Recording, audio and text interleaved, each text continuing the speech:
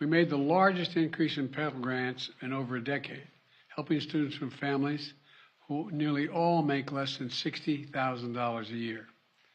Then we fixed the so-called, with the help of the department, public service loan forgiveness program.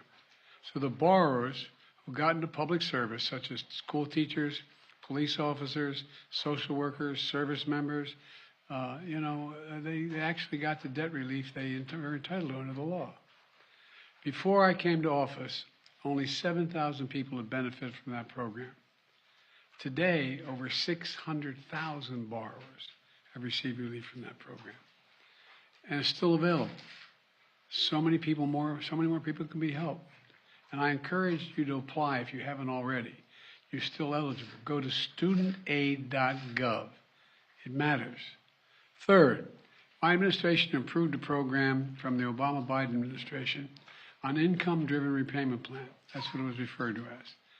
Back then, we set a limit. Student borrowers would pay no more than 10% of their disposable income to pay back their debt at any one time. My administration is going to reduce that to 5%. It's now the most generous repayment program ever. No one with an undergraduate loan today or in the future, whether from a community college or a four-year college, will have to pay more than 5% of their disposable income to repay their loan. And that's income after you pay for the necessities like housing and food and the like. Typical borrower is going to save about $1,000 a year. And if you keep up payments for 20 years without missing them, your total debt is forgiven after 20 years. That's what the program was before, but we've just reduced it to 5%. In addition to that, last year I announced my student debt relief plan, a plan that was on the verge of providing more than 40 million Americans with real debt relief, up to $10,000 for many borrowers and up to $20,000 for those who had gotten a Pell Grant. Nearly 90% of the relief would have gone to borrowers, 90% of it, making less than $75,000 a year. And no one making over $125,000 would qualify. This program was all set to begin. The website had been set up, the applications had been simplified so that it took less than 5 minutes to complete. Notice had been sent out to people about the relief they were eligible for. 16 million people had already been approved. The money was literally about to go out the door. And then Republican elected officials and special interests stepped in. They said, no. Literally snatching from the hands of millions of Americans thousands of dollars in student debt relief that was about to change their lives. You know, these Republican officials just couldn't bear the thought of providing relief for working class, middle class Americans. Republican state officials sued my administration, attempting to block relief, including millions of their own constituents. Republicans in Congress voted to overturn the plan. I think every one. I don't think I had any Republican votes for this plan. At the same time, think about this. We all supported the Paycheck Protection Program. Remember PPP? You know, which was designed to help business owners who lost money because of the pandemic. It was a worthy program. But let's be clear.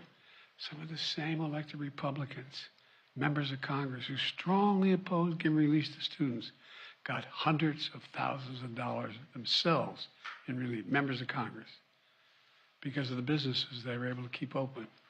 Several members of Congress got over $1 million. All those loans were forgiven.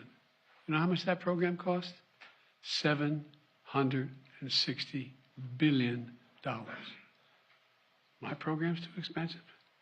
$360 billion more than I proposed in my student debt relief program. I was trying to provide students with $10,000 to $20,000 relief. By comparison, the average amount forgiven in the PPP, the pandemic loan program, average amount forgiven was $70,000. Now a kid making $60,000, trying to pay back his bills, asking for $10,000 in relief.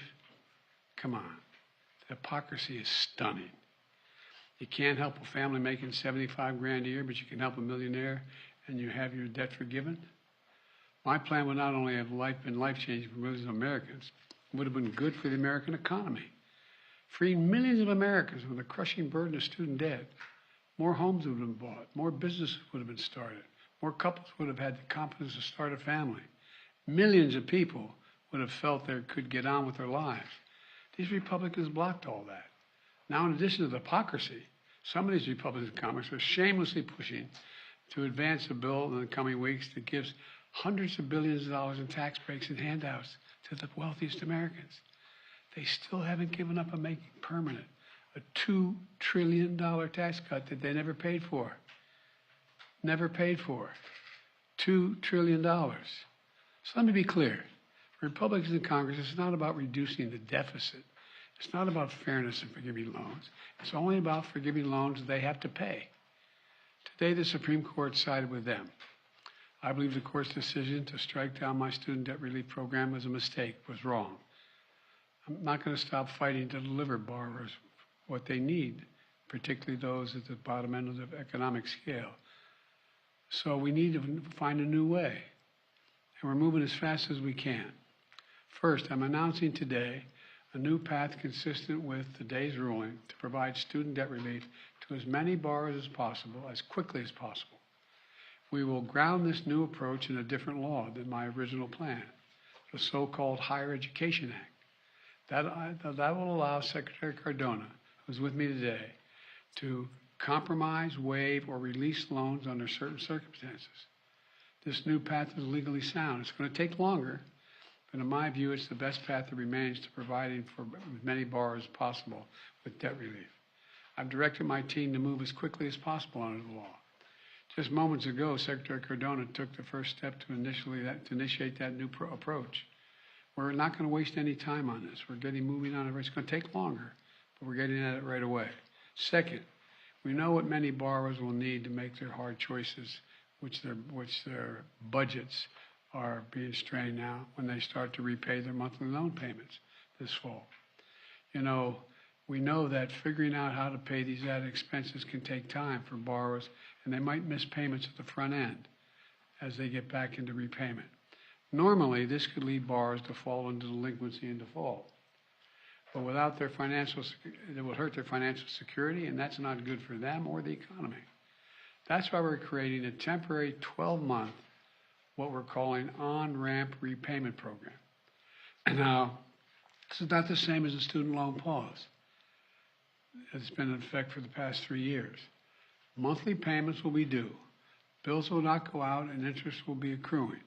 And during this period, if you can pay your monthly bills, you should.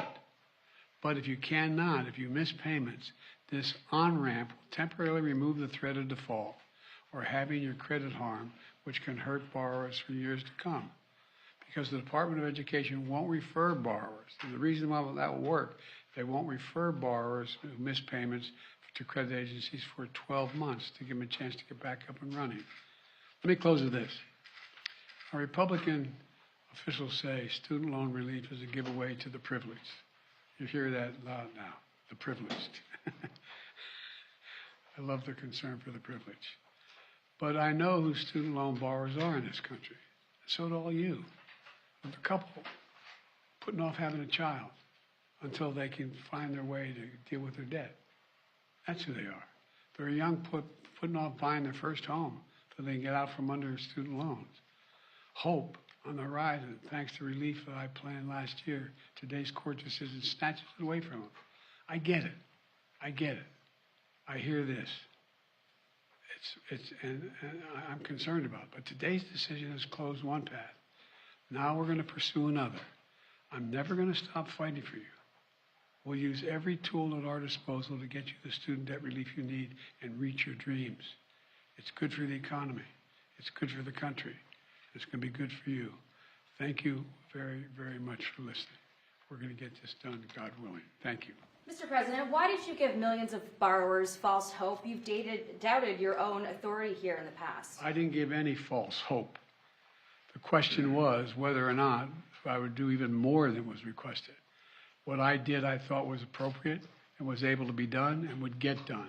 I didn't give borrowers false hope, but the Republicans snatched away the hope that they were given, and it's real hope. Thank you. Mr. President, will you cancel student debt? Your authority. Did you overstep your authority?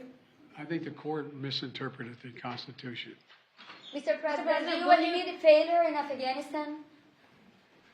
mistakes. There was a report on Afghanistan withdrawal saying there was failure, mistakes. Do you admit there was mistakes during the withdrawal and before? No, all the evidence is coming back there. Remember what I said about Afghanistan? I said Al-Qaeda would not be there. I said it wouldn't be there. I said we'd get help from the Taliban. What's happening now? What's going on? Read your press. I was right. Thanks. So the report is from the State Department actually about the withdrawal.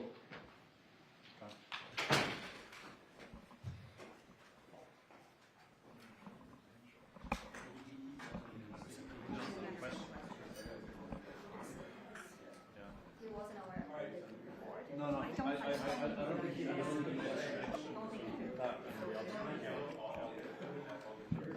Watching out for you.